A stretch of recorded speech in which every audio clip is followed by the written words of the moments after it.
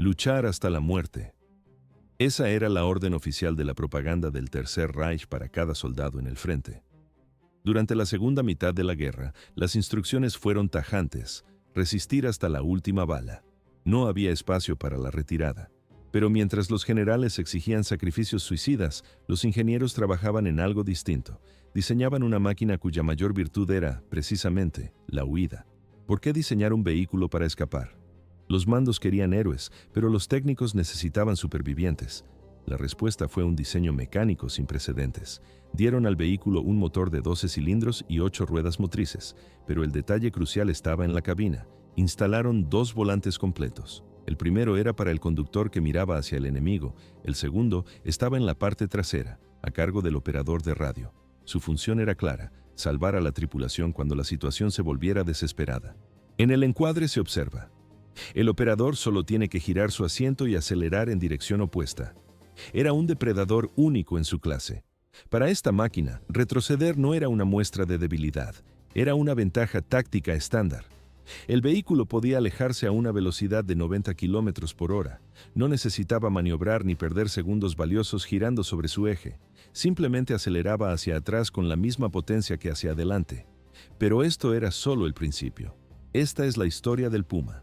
Un vehículo blindado demasiado complejo para la producción en masa.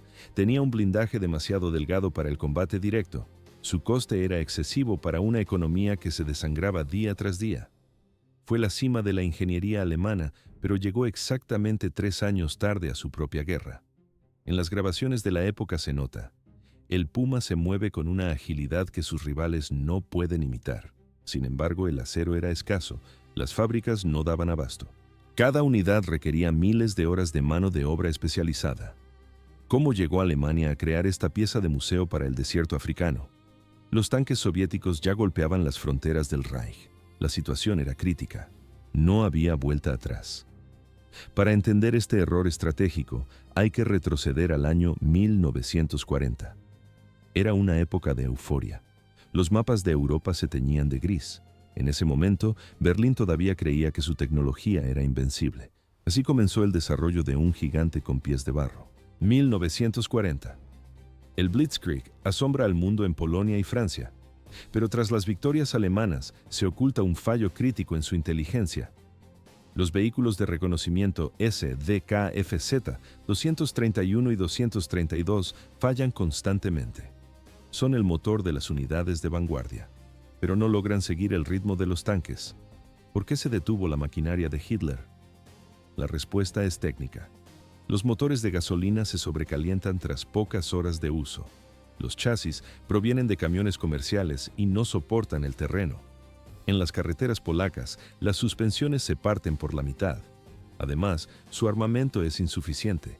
El cañón automático de 20 milímetros no sirve contra objetivos blindados. En el campo de batalla la escena se repite. La tripulación detecta posiciones enemigas. El operador de radio envía las coordenadas al mando. El conductor mete la marcha atrás para escapar. Pero en ese momento el motor hirviendo se apaga. El vehículo queda inmóvil. En otros casos, un simple bache destroza los ejes del chasis.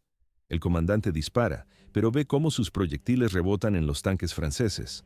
Se registra el siguiente patrón. Los exploradores localizan al enemigo, pero no pueden huir ni defenderse. Las unidades de reconocimiento dejan de ser los ojos del ejército. Se convierten en blancos fáciles. En los informes de bajas, el dato es claro. Los vehículos ligeros quedan abandonados en las cunetas. Pero la situación está por empeorar. El alto mando alemán ya mira hacia un nuevo escenario: el norte de África. Es un desierto infinito sin carreteras ni suministros. Allí, el taller de reparaciones más cercano puede estar a 300 kilómetros de distancia. El calor ambiental convierte el compartimento del motor en un horno de metal. En el encuadre se observa el desierto libio. Los radiadores estándar revientan en cuestión de horas bajo el sol. El agua hierve y el vapor sale disparado por el capó. La movilidad desaparece por completo. No es un problema de táctica, es un problema de ingeniería. Para sobrevivir en África se necesita un concepto distinto, una máquina capaz de adentrarse 100 kilómetros en territorio enemigo, un vehículo con autonomía real y resistencia al clima extremo. El mando exige una solución inmediata. Sin inteligencia de vanguardia, el Afrika Korps avanzará a ciegas hacia el desastre. Así comenzó la carrera por un nuevo diseño blindado. Agosto de 1940. El Departamento de Armamento de la Wehrmacht emite una orden urgente. El objetivo es un nuevo vehículo blindado de reconocimiento pesado. Debe ser capaz de operar bajo el sol extremo del desierto. ¿Por qué buscar un diseño nuevo? Los modelos actuales fallaban en la arena. El mando alemán necesitaba una máquina indestructible para el frente de África. El desarrollo se reparte entre varias empresas líderes. En Leipzig, la compañía Büssing-Nag asume el diseño del chasis. Mientras tanto, las factorías de acero de Krefeld comienzan a estampar los cascos blindados. Pero el elemento crítico estaba en otra parte. El corazón del vehículo fue encargado a la empresa checoslovaca Tatra. En la ciudad de Nesseldorf, el diseñador jefe Hans Ledwinka recibe el encargo. La asignación técnica parece una sentencia de fracaso. El ejército exige un motor diésel refrigerado por aire. Debe funcionar en el calor abrasador del Sahara y en el frío extremo de Rusia. Sin radiadores, sin sistemas de refrigeración complejos, sin los puntos débiles de la mecánica tradicional. Pero esto era solo el principio. Ledwinka y su equipo trabajan bajo presión durante casi 2 años. Realizan cientos de bocetos y pruebas de materiales. El sonido de los martillos y el olor a metal fundido llenan el taller día y noche. Para el verano de 1942, el primer prototipo está listo. Se trata de un motor diésel de 12 cilindros en V. La máquina entrega 220 caballos de potencia. En las pruebas de resistencia, el sistema cumple su promesa. El motor no necesita ni una gota de agua para enfriarse. Los oficiales de la Wehrmacht observan los datos con satisfacción. Sin embargo, surge un problema crítico durante las pruebas de campo. En la grabación del informe se nota el fallo. El motor es demasiado ruidoso. El estruendo es metálico y ensordecedor. Para un vehículo de reconocimiento, el silencio es la única defensa. Un explorador debe acercarse al enemigo y retirarse sin ser detectado. Emitir ese rugido en el campo de batalla equivale a una condena a muerte. Se escucha el eco de los pistones a kilómetros de distancia. Los ingenieros de Tatra buscan desesperadamente una forma de silenciar su creación, pero el tiempo juega en su contra. Los eventos en el frente se aceleran drásticamente. A primera vista, el proyecto parecía un éxito técnico, pero en realidad, la guerra no esperaba por los ingenieros. En el otoño de 1942, la situación cambia por completo. Los británicos logran detener el avance de Rommel. No había vuelta atrás para el Afrika Korps. El destino del nuevo blindado estaba a punto de cambiar. Mayo de 1943. En ese momento, los restos del Afrika Korps se rindieron en Túnez. El desierto se había perdido para siempre. Precisamente ese escenario era la razón de ser de todo el proyecto. El vehículo diseñado para el Sahara llegó demasiado tarde para la guerra que debía ganar. ¿Se detuvo la producción tras la derrota en África? Parecía lo más lógico. Pero la realidad fue distinta. El alto mando no canceló los planos. Un blindado capaz de recorrer 1000 kilómetros sin repostar era una pieza valiosa. Esas capacidades eran perfectas para las distancias infinitas del frente oriental. Los suministros en Rusia eran escasos y las distancias mortales. Pero los ingenieros enfrentaban un muro técnico. El nuevo chasis necesitaba una torreta con un cañón pesado. Los diseñadores revisaban los bocetos una y otra vez. El problema era la fabricación. Las fábricas del Reich estaban colapsadas con pedidos urgentes de tanques Tiger y Panther. No había líneas de montaje libres. Entonces, intervino el azar. En enero de 1943 ocurrió una reunión clave. Adolf Hitler se sentó frente al ministro Albert Speer. El dictador tomó una decisión drástica. Ordenó cancelar el proyecto del tanque de reconocimiento ligero VK 1602 Leopard. En el registro de la reunión se anota el motivo. Hitler consideraba que el tanque Panther podía realizar las tareas de exploración por sí solo. No quería malgastar acero ni mano de obra en un vehículo pequeño. Los recursos debían ir a las armas pesadas. El proyecto Leopard murió en ese despacho. Pero esto era solo el principio, aunque nunca se terminó un prototipo del Leopard. La industria alemana ya había avanzado. Las torretas para ese tanque estaban listas y almacenadas en los hangares. Había piezas terminadas, cañones montados y sistemas de puntería ajustados. Solo necesitaban un nuevo dueño. La cámara registra el momento. Los ingenieros adaptan la torreta del tanque cancelado al nuevo vehículo de 8 ruedas. El encaje era casi perfecto. Se escucha el metal chocar contra el metal durante el ensamblaje. Lo que nació para un tanque ligero terminó sobre un blindado de reconocimiento sobre ruedas. No había vuelta atrás. Las piezas sobrantes de un fracaso salvaron el nuevo proyecto. Así comenzó la producción del Puma. 50 milímetros. Ese era el calibre del cañón KWK-39 que portaba el vehículo. Era la misma arma principal del tanque Panzer III. Estas torretas quedaron sin uso tras la cancelación de un proyecto anterior. Los ingenieros de Daimler-Benz necesitaban un nuevo propósito para ellas. Tomaron la torreta de un tanque de 26 toneladas y la montaron en un blindado de apenas 11 toneladas y media. La combinación parecía absurda. Sin embargo, esta unión creó el vehículo que muchos consideran el blindado sobre ruedas más perfecto de la Segunda Guerra Mundial. ¿Cómo lograron que un motor tan potente fuera útil para el espionaje? El ruido era el principal enemigo. Hans Ledwinka finalmente resolvió el problema acústico. El motor Tatra 103 modificado mantenía sus 12 cilindros y 220 caballos de fuerza, pero ahora funcionaba con un silencio necesario para las misiones de reconocimiento. Al ser un motor refrigerado por aire, no necesitaba radiador. En el desierto no había agua que pudiera hervir. En el invierno ruso no había líquido que pudiera congelarse. El uso de diésel no solo reducía el consumo, también era mucho menos inflamable que la gasolina de los tanques convencionales. Pero la verdadera innovación no estaba en el motor, sino en la filosofía del diseño. Los ingenieros de Pussing-Nag crearon un chasis con 2 puestos de mando completos. El conductor principal ocupaba el frente de la cabina, pero en la parte trasera, en el asiento del radiooperador, se ubicaba un segundo conductor. Este tripulante estaba sentado mirando hacia atrás y podía tomar el control del volante en cualquier segundo. La transmisión contaba con 6 marchas hacia adelante y 6 marchas hacia atrás. Esto significaba una ventaja táctica decisiva. El Puma podía escapar del peligro en reversa a máxima velocidad. No necesitaba perder segundos girando el vehículo en caminos estrechos.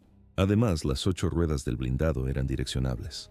Esto le otorgaba una maniobrabilidad nunca vista en un vehículo de ese tamaño. En las imágenes de prueba se observa: el vehículo gira en espacios donde un camión normal quedaría atrapado, pero esto era solo el principio. El Puma no fue diseñado como un vehículo de combate directo. Su función era otra muy distinta. Se trataba de una herramienta de recolección de datos bajo fuego enemigo, un depredador que dependía de su velocidad para sobrevivir. Así comenzó su despliegue en el frente.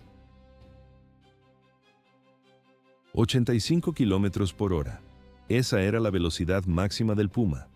Un récord para la época, pero el precio fue demasiado alto. Para alcanzar los 1000 kilómetros de autonomía, los ingenieros alemanes tomaron una decisión radical. Sacrificaron el blindaje por la rapidez. ¿Era el Puma realmente un vehículo blindado? A primera vista, parecía una máquina de guerra imponente, pero en realidad era un ataúd de acero fino. El frontal del casco tenía 30 milímetros de espesor, un dato aceptable para un vehículo de reconocimiento. El problema estaba en los costados. Los laterales del casco medían solo 8 milímetros. El blindaje de la torreta era casi inexistente, con 10 milímetros de grosor. En la práctica, esto generaba una vulnerabilidad total.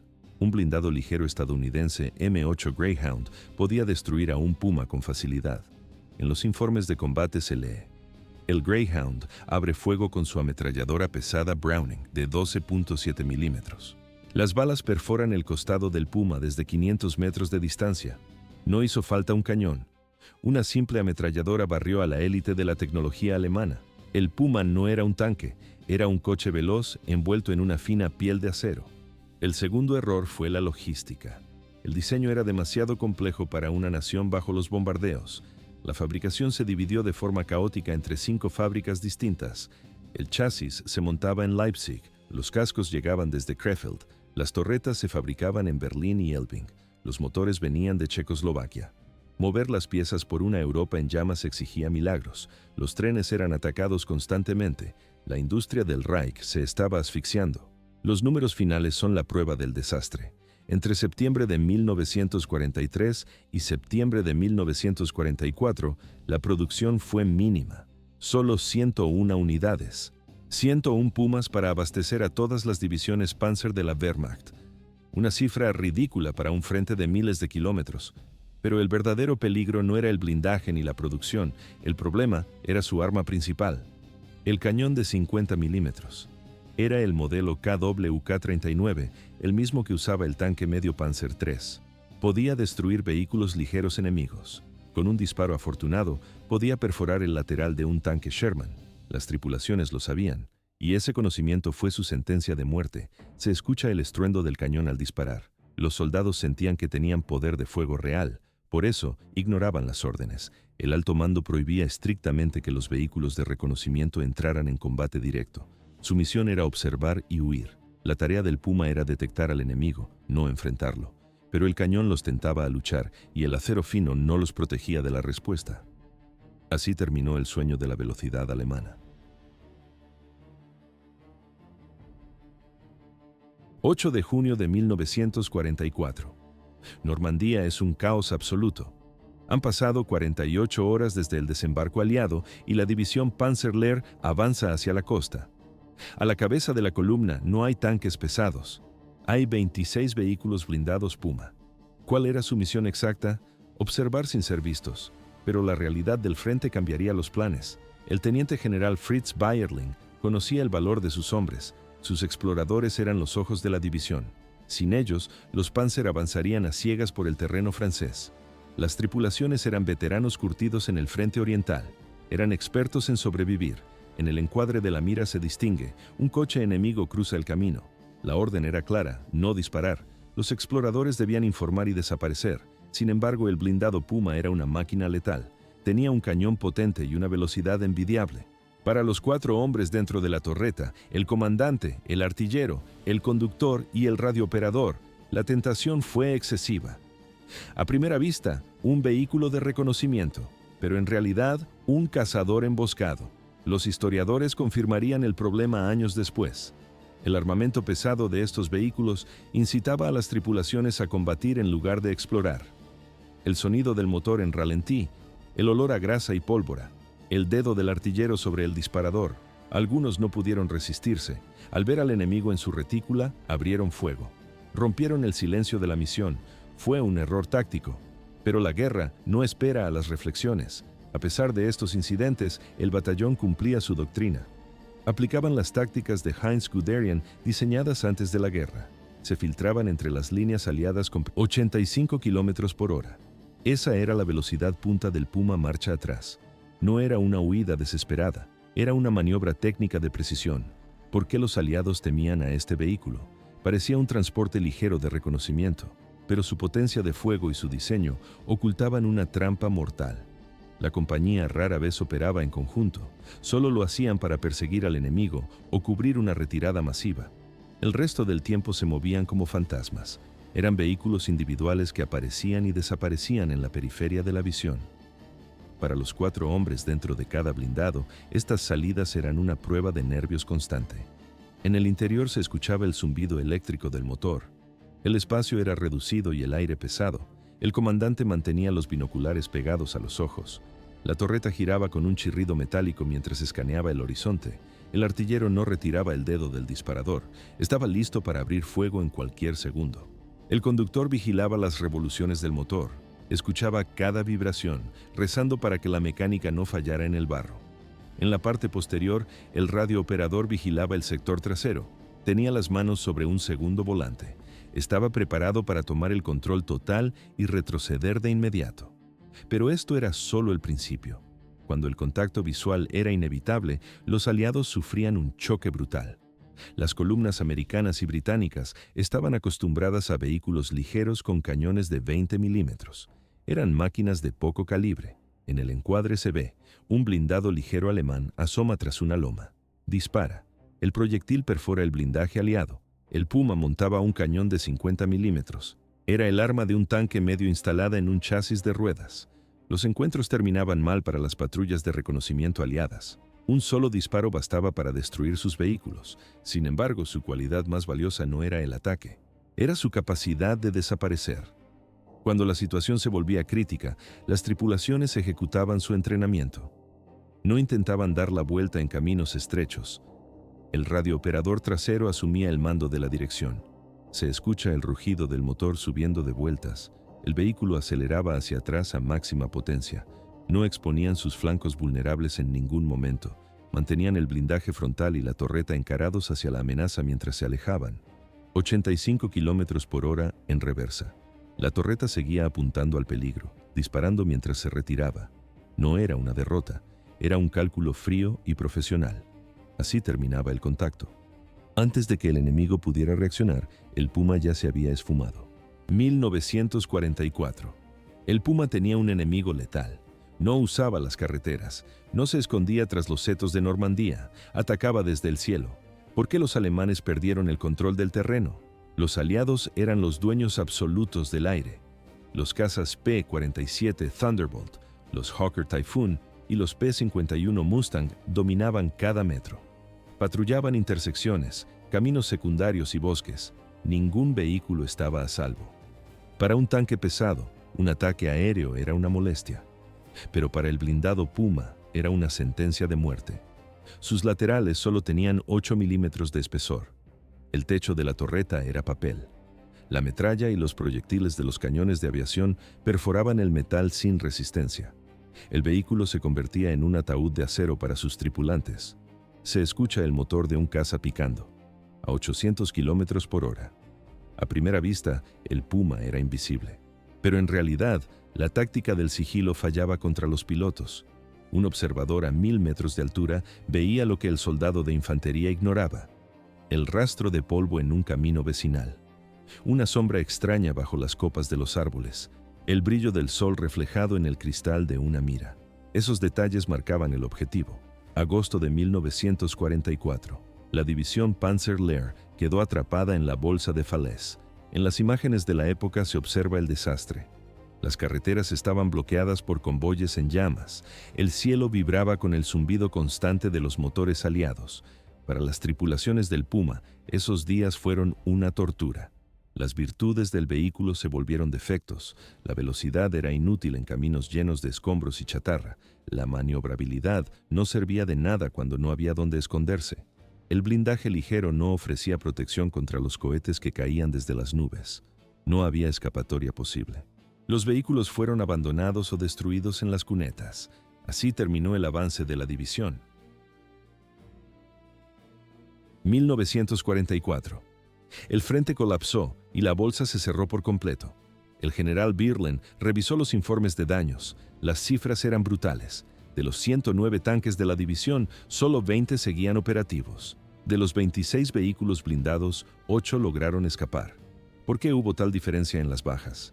Las máquinas pesadas parecían más seguras, pero los datos decían lo contrario: 18% de supervivencia para los tanques frente al 31% de los blindados ligeros. En el caos de la retirada, la discreción valía más que el acero.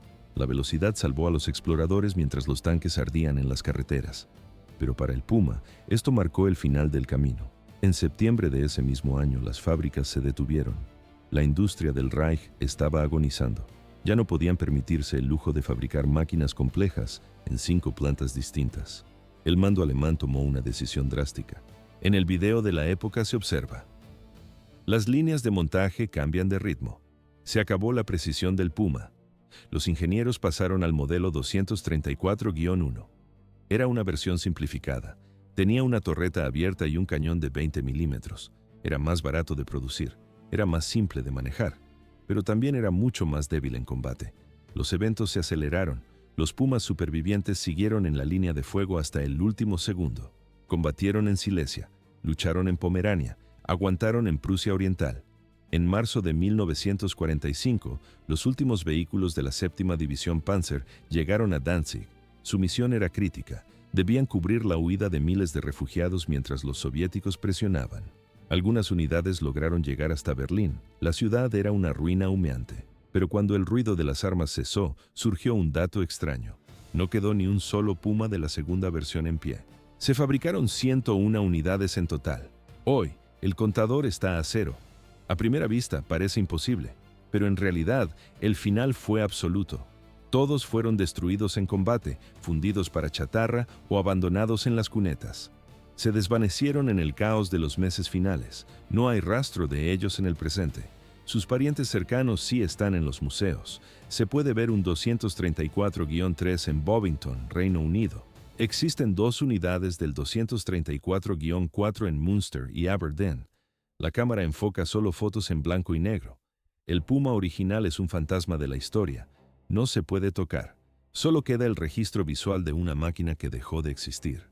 Así terminó su rastro. 1945. La guerra terminó, pero la ingeniería sobrevivió a la derrota. Los ingenieros aliados capturaron varios modelos y comenzaron el desmantelamiento. Lo que descubrieron en los talleres fue un golpe de realidad. ¿Por qué este vehículo sorprendió a los vencedores? Parecía tecnología de otro mundo. El informe técnico detallaba 2 puestos de mando, 8 ruedas direccionables y un motor diésel refrigerado por aire. Podía retroceder a la misma velocidad que avanzaba. Era una máquina diseñada para no quedar atrapada nunca. En las grabaciones de las pruebas se observa, el vehículo gira en espacios mínimos. Para los analistas era una ventaja táctica inalcanzable, pero la verdadera influencia tardaría décadas en aparecer. Año 1975. La Bundeswehr presenta el Spy Panzer Lux. La silueta resulta familiar. 8 ruedas, 2 conductores y reversa instantánea. En el diseño se reconoce el ADN directo del Puma. No era una coincidencia, era una evolución. Pero esto fue solo el principio. Hoy, el mundo utiliza el mismo esquema.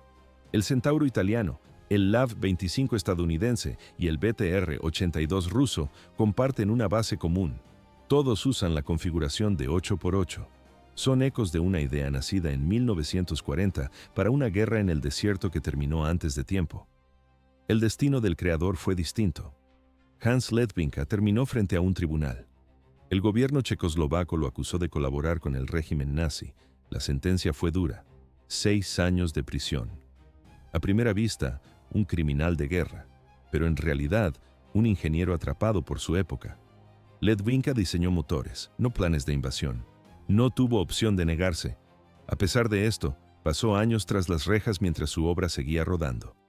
El motor Tatra 512 es la prueba. Se mantuvo en producción hasta 1962 en camiones civiles. Una pieza creada para el combate terminó transportando carga por las carreteras de una Europa en paz durante 20 años. El Puma fue el vehículo más avanzado de la Segunda Guerra Mundial. Al mismo tiempo, fue el más inútil. 101 unidades producidas, un número insignificante frente a la realidad del frente. 101 vehículos no podían detener a las divisiones de Sherman y T-34. 101 máquinas no podían derribar a los cazas aliados que dominaban el cielo. Sin embargo, cambiaron el concepto del reconocimiento moderno. ¿Cuál fue el legado real? La redefinición de la supervivencia. Al explorador no lo protege el acero, sino su capacidad para desaparecer. Su valor no está en los cañones, sino en ver al enemigo y volver con vida para contarlo. En los registros de combate se nota, las tripulaciones del Puma sobrevivían donde los tanquistas morían. Sabían que su blindaje era delgado. Entendían que un impacto directo significaba el fin. Por eso aprendieron a no dejarse golpear. Esta fue la lección principal del Puma. A veces la mejor defensa no es el blindaje grueso, es la capacidad de retirarse a tiempo frente al enemigo a máxima velocidad. Aquí la historia dictó su sentencia. El Puma perdió la guerra, pero ganó el futuro del diseño militar.